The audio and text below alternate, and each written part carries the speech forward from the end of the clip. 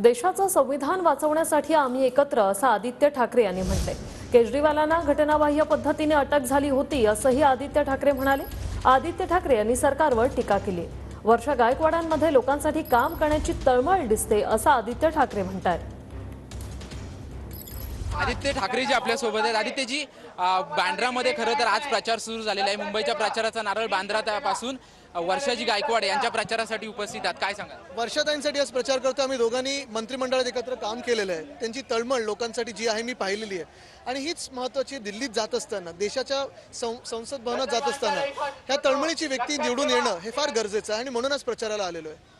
उद्धव साहेब देखील पत्रकार परिषदेमध्ये म्हटले होते की मी पहिल्यांदा काँग्रेसला मतदान करणार आहे, ते देखील पंजाला आणि वर्षाताईंना करणार। आम्ही प्रामाणिकपणे एकत्र सगळे आलेलो आहोत आणि ह्या महाराष्ट्र हितासाठी आलो, देशाच्या संविधानासाठी आलेलो आहोत। जे कोणी आमच्या सोबत असतात एकमेकांना मदत करतात। आता ताई तिथे शिवसेनेला मतदान करतील, आम्ही इथे ताईंना मतदान करणार आहोत।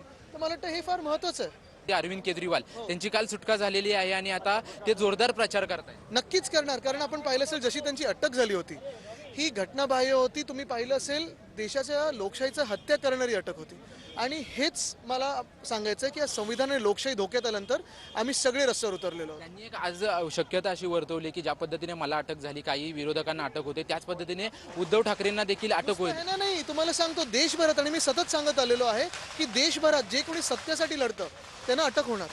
कॅमेरामॅन सुभाष सह निवृत्ती, टीव्ही 9 मराठी, मुंबई।